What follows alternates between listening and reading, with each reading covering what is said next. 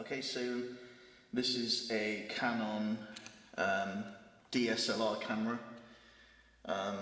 This is a basic photography camera, DSLR digital camera, which also records film.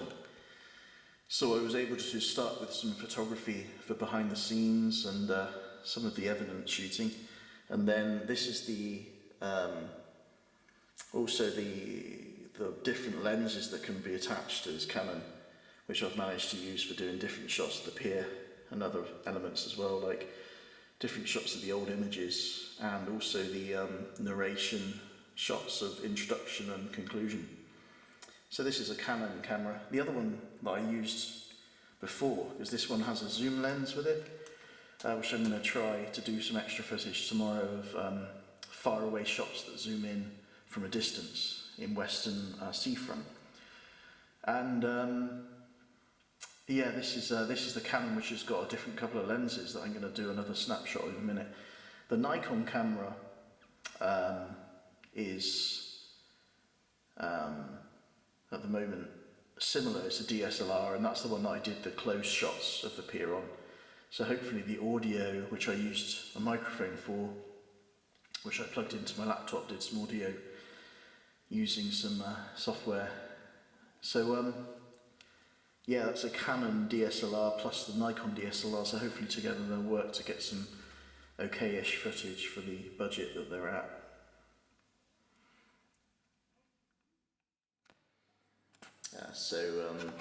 Any focus?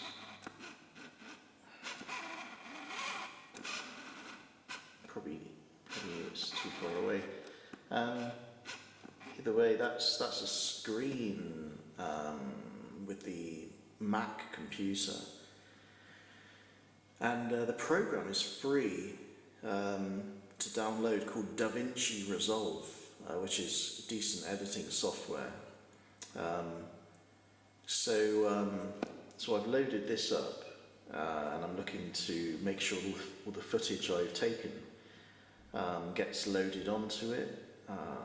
I've called the project Pier 1 College 24 because it's the college level 3 film and video course, and obviously the pier is the documentary of the Old Pier as a subject. So the character of the documentary is the pier itself. So once the visuals, once the footage, the photos, the footage all gets loaded on, then the audio that I made via the mic, there goes the alarm, that will get loaded on as well. So this should be a way to try and put together the footage.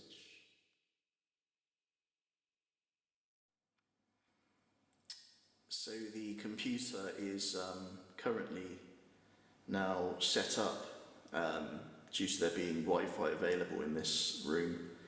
The Wi-Fi unfortunately failed in the other room.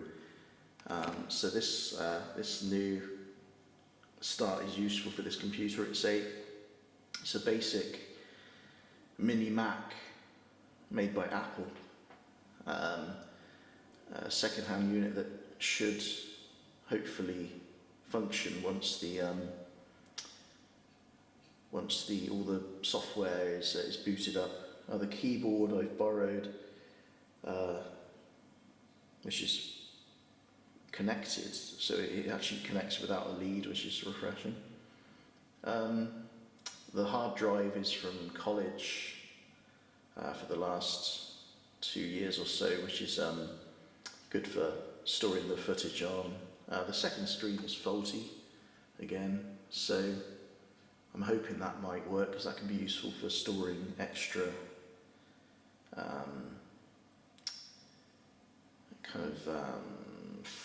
footage out, a bit more space to work with. And then the folders are from the lessons and the tutorials, so there's lots of notes there to refer to, which is useful.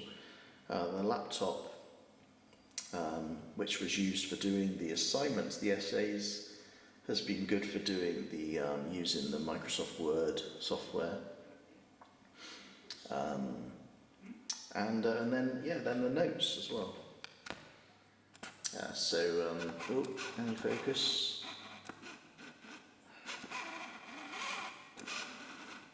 Probably it's too far away.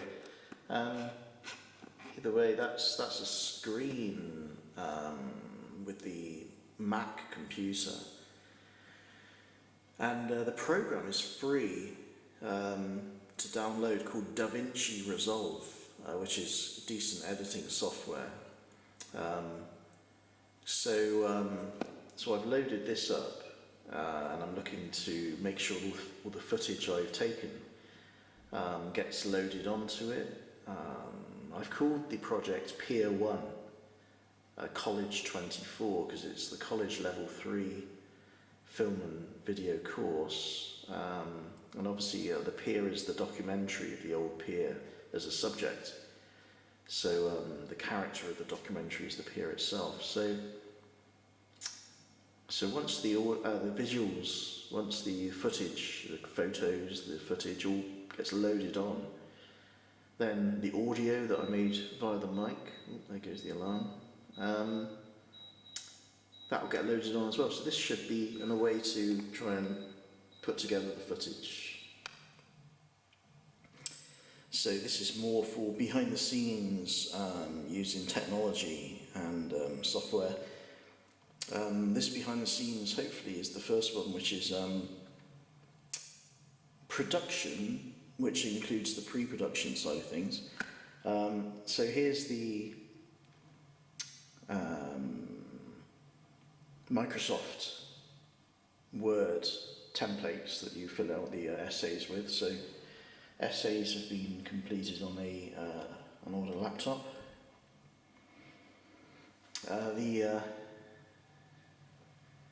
It's hidden behind the paper now. Let's say Apple Mac.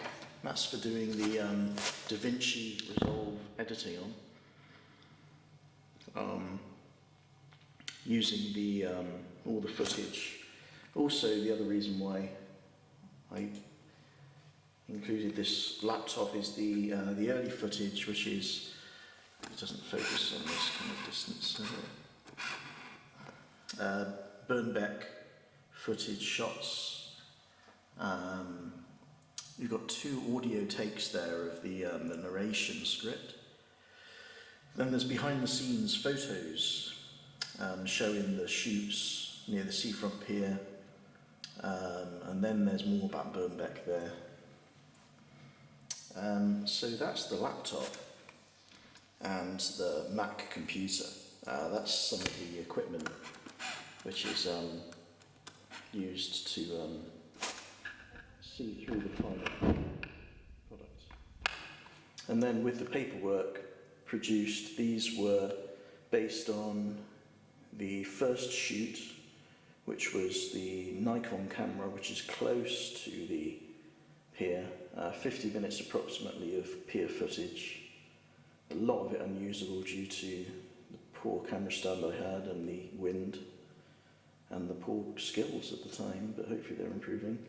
Light evening, it says, seafront, so that's quite a light, hopefully, shot. And the second shoot is 50 minutes again of footage to edit down. Dusk evenings, you've got the twilight at Sand Bay, which is a long distance shot, and this one included the sunset, so hopefully that's visually quite good.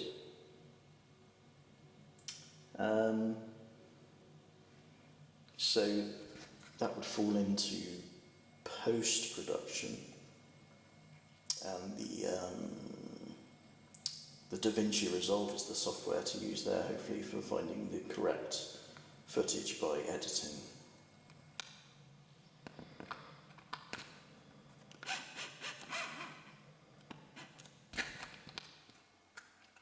So this is another behind the scenes clip using the Canon camera. This is Vinci Resolve as the software program. This is a mini Mac computer which is struggling, a very old mini Mac which is struggling to keep up with this software, which is thankfully quality software which is available for free. Vinci Resolve has had the audio there, the green audio, which is can you zoom in? Green audio. That's the narration, so that's the take 1 and take 2. That's going to be edited for the final film. Hopefully put some reverb on it, or make it compressed, or that kind of thing. So these clips are clips of paperwork and footage of describing,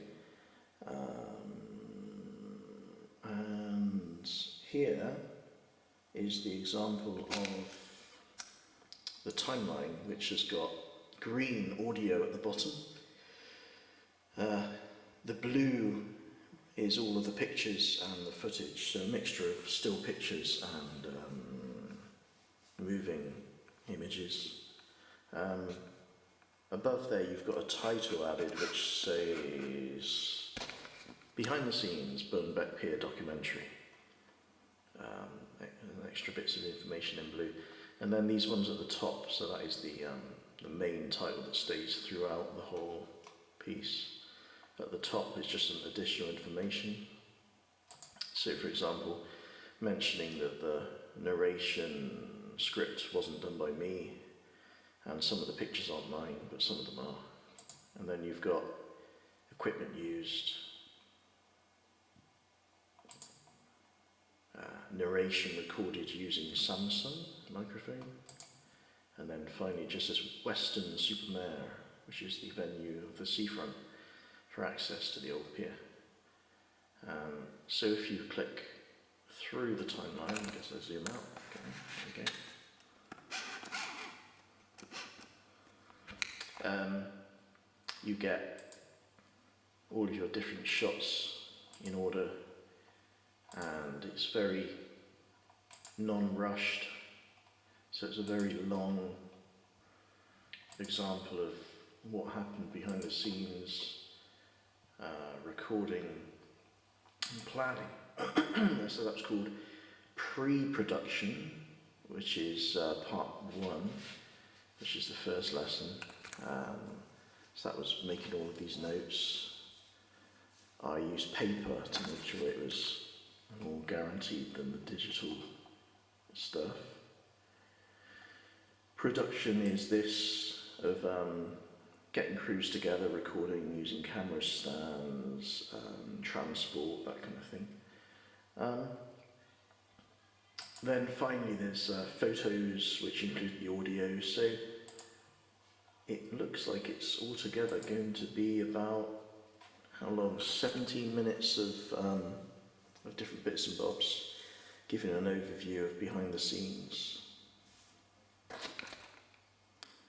So with this one being a behind the scenes documentary about it's a behind the scenes documentary of a Birnbeck Pier documentary, I guess.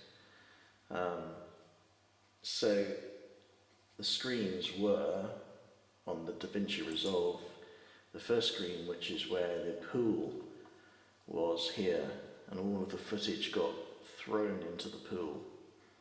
And then all of the footage that you want, because you can view them here, you can see that there, got some photos going on. Oh, there's me with the camera, that's useful. So there's that footage there, and then it gets pulled into this area, which is called the master screen of some sort. So those ones are going to be the selections from the pool that I definitely want to use, and that's one that I missed, so I'm going to make sure that goes in as well. Second screen, hello, there we go. Second screen is some kind of clear viewpoint of all the footage, the final result screen, and then this timeline, which is huge at the bottom. And then here we have a smaller version, which is better to work with things you can do here, which is effects. You can do transitions. Transitions over here, audio, titles, type the words in there. Transition gives you a kind of a dissolve between the shots to make it look a bit more flashy. You got all the layers, one on top of each other, of the audio, the visual, the words. And then, I have no idea, this next one is called Fusion. I haven't had any time yet for that one, I don't know what that is. I think it might be something to do with effects or something. Colour wheels, primary colour wheels. This must be the colour correction, which is how you make it look a lot more, make it look better there.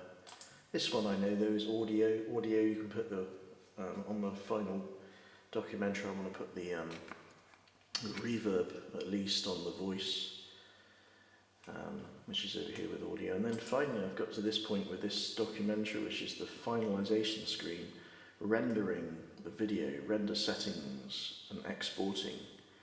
So I'm now going to title. So with the final element of the Vinci Resolve software, this is the render screen, which is the finalizing, and I've highlighted all of the collection of different footage and audio, and had to give it a title, and at the moment it says it's rendering, it says it wants to take 5 hours, so it clearly doesn't know that I have a deadline. Either way, when the time is finished, hopefully there'll be a kind of MP3 style video viewable, which forms behind the scenes information. So hopefully wait for it to bake and then carry on with the next lot. So this is on the, it's called Vinci Resolve, which is a free software, pretty quality for doing editing on, so the footage was edited. So it's taken 5 hours, probably due to the speed of the computer, to finalize, and it's called rendering. So all of the footage there has been made into a final piece, and it rendered in 5 hours. Completed. So it's called Behind the Scenes. It's been saved onto the hard drive to make sure it doesn't get deleted, and then it turns into a behind the scenes documentary. So it's managed to include the pictures, the analog was digital, isn't it? Digital narration, plus the scenes of shooting behind the scenes. So this one is Vinci Resolve. This is the program of software. I've managed to get onto this old iMac Mini. This is a free software which is good quality editing software. This is the main documentary about Birnbeck Pier on the seafront of Weston Super Mare, and there, the green at the bottom, that's the audio, the second take of audio I did. So I've got to edit that, try and make it sound as clear as possible and as glossy as possible. The footage, you've got these photos you can see ahead. Also I've got moving photos as well, emotionally moving and physically moving as well, hopefully. So the audio complements the visuals in theory, and then there's some titles there. Try and add some video transitions. So yeah, I mean, this is at the moment the first behind the scenes documentary is completed. It took 5 hours to what's it called, render, finalize and render. So this one I'm going to hopefully leave overnight to render for the 5, 10 hours, 15 hours, however long it takes. And then the aim is to make a distribution behind the scenes as well about how you can send it out to the public. And YouTube is a good platform for viewing, so that's probably the best example. So I'm going to continue with this one, which is a 7-minute documentary. It has to be at the end, from the level 3 brief of film and video course at college, and it can be longer, so it probably will be looking at this with the I think even the narration went on for about 9-10 minutes, so you've got the introduction, conclusion, so it's probably going to be a 20-minute video. So this is going to be editing and stages of editing. So this is Vinci Resolve again. This is the section of texts and fonts. It's called titles here. Titles allow me to type in the words. You've got pictures credit, you've got story, you've got narration and written. And these blocks that I've got inside, you've got Birnbeck Pier. It's a little, I've moved it into the corner because you can add colours and move it around. This is on top of the picture. We put some more information here and some in the corner. Just literally just a little bit of information about the footage and the pictures. So on Vinci Resolve here, this is the pool of footage and photos, and I'm focusing currently on trying to focus on the photos. So these should fit into the timeline, Wheel of Death, and then so there's the timeline, there's the photos with the wordage above, and then I'm going to place the audio to complement that, and then in between hopefully you put some moving imagery between of the modern shots of the pier. So at the moment this is an early stage of photos plus wordage, and this is the DaVinci Resolve, and on the timeline, at the bottom there is the title running alongside, which is on mute, so the title should appear. We've also got the footage of an introduction and a conclusion, plus there should be a narration in the middle, and we've got a mixture of photographs by friends and also some footage of the local scene as well. So hopefully this is the whole documentary layered. It looks like it's 1:40, 5 minutes 37, 9 minutes 4, 10 minutes 27, 10 minutes 58, but when this is edited it should become about 10.5 minutes long, and then it'll be ready for the rendering at the end. So this is DaVinci in the mixing screen, the editing screen. So that is the final element within the get some focus there. Timeline. The top one is it says slide in, scroll lower thirds. That's going to be these titles near the top. Some titles going on throughout the documentary. Then you've got your different pictures and footage.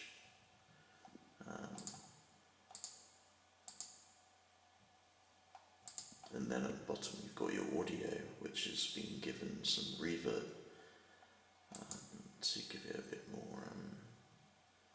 dynamics. So I'm going to send it through to the final stage, which is called rendering settings. So I'm going to give it a title. I'm going to press render and wait for the hours to have it complete. So this is the final screen for the Vinci Resolve software computer program on this mini Mac. It's a mini Mac from probably around 2017 or so. It says completed in 2.5 hours, which isn't too bad really. It's 12 minutes long, 13 minutes altogether. A 7-minute documentary is the brief, and it's come to 12 minutes because it's allowed to be longer, so that's not too bad. All of the pieces hopefully have come together. So I titled it Birnbeck Pier, What of the Future Documentary. And all the settings, it says QuickTime format, resolution, frame rate, quality. So this is now, hopefully if I click on here, like that, it says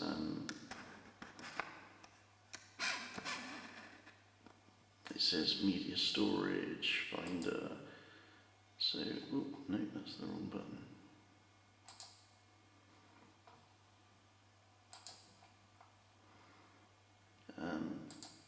So it must be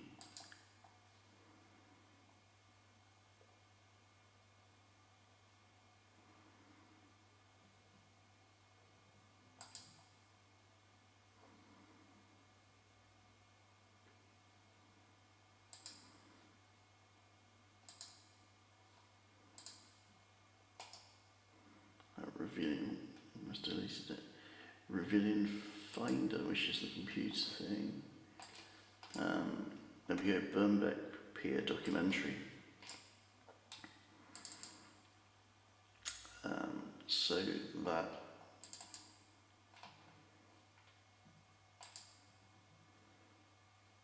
it's got the volume low. So hopefully that gives a basic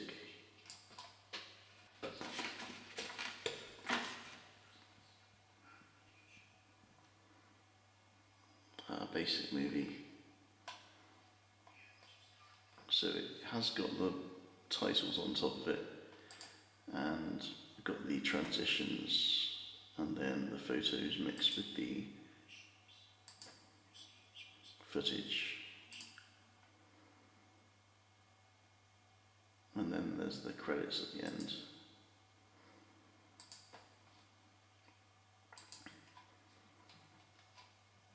So that's hopefully okay for the documentary, Birnbeck Pier Documentary, with the final stage, which was rendering. So with rendering now complete on this Vinci Resolve software, which I used on the Mini Mac, stages for production and pre-production were using the equipment to record, and then finally the footage and the pictures were uploaded onto the pool, then edited here on the timeline, and then they were rendered and finalized here. So now the stage would be for the next stage would be for YouTube. Take 2, Birnbeck Pier project, video, audio with the narration script. Take 2 and action. The story of Birnbeck Pier. Birnbeck Pier opened in 1867. Was built during what is now considered the golden age of British seaside pleasure pier building, from 1860 to 1904. Birnbeck Pier is unique in that the main buildings are all on an island with a pier bridge connecting them to the mainland. Designed by Eugenius Birch, who was also responsible for designing 14 other piers around the British coast, including Brighton and Blackpool, work commenced in 1864, while Weston's own noted architect, Hans Price, designed the ornate Gothic-style toll house and piermaster's house at its entrance on the mainland. On 5th of June 1867, the pier was opened to much fanfare, the town being decorated with banners, flags and floral arches. The day was also declared a local public holiday. 12,000 schoolchildren went on the pier free of charge, and the son of the lord of the manor, 12-year-old Master Cecil Piggott, mounted on a cream-coloured pony, officially opened the pier before a procession of various assembled dignitaries. There was one near disaster when some marching riflemen in the procession reached the centre of the bridge.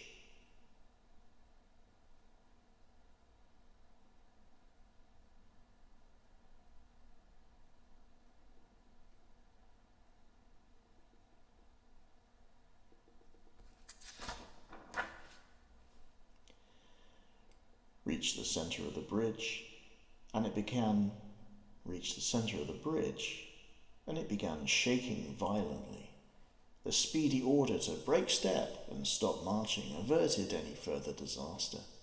At the end of the day, a banquet was held in the town hall, and the day ended with a fireworks display. When the pier opened, it only had a small pavilion and a western landing jetty. In 1872, the jetty was removed and replaced by a wooden jetty on the more sheltered northern side of the island, which remains the position of the existing North Jetty today.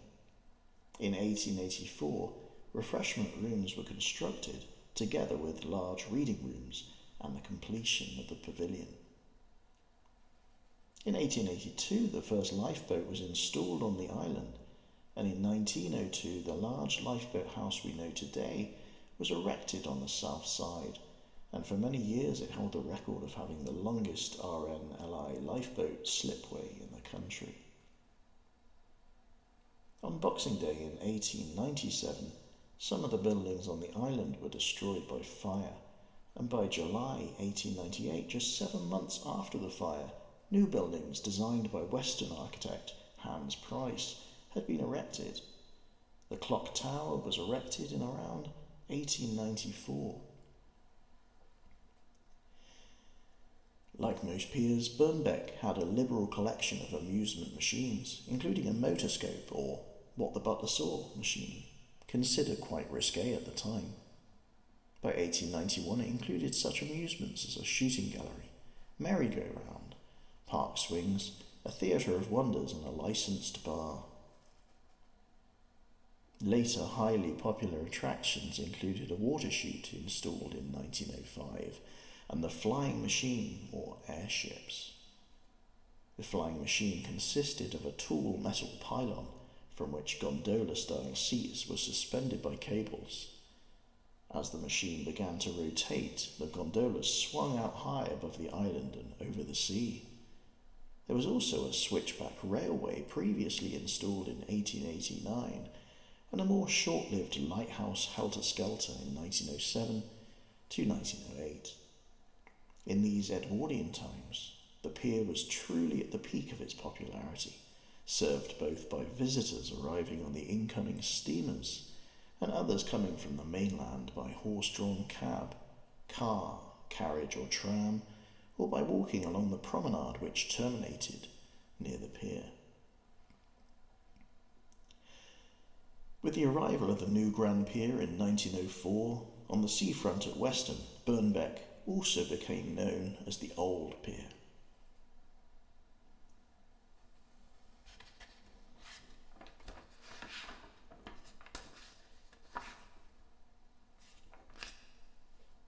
Business, not surprisingly, became reduced during the First World War of 1914 to 1918, but Birnbeck regained much of its former popularity in the 20s, Although it had lost the flying machine, which had been sold off in 1915, the 1889 switchback was removed in 1924, and the water chute followed in 1931.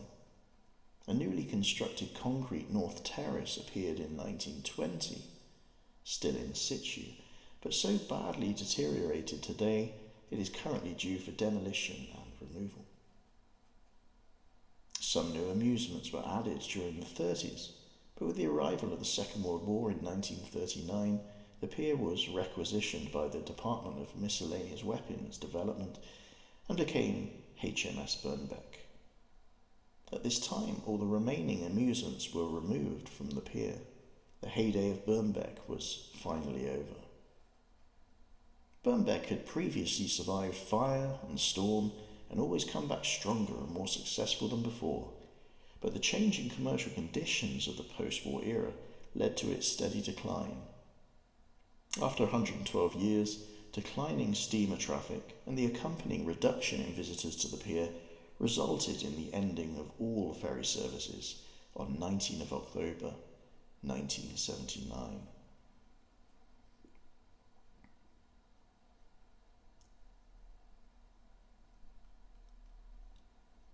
After 112 years, declining steamer traffic and the accompanying reduction in visitors to the pier resulted in the ending of all ferry services on 19th of October 1979.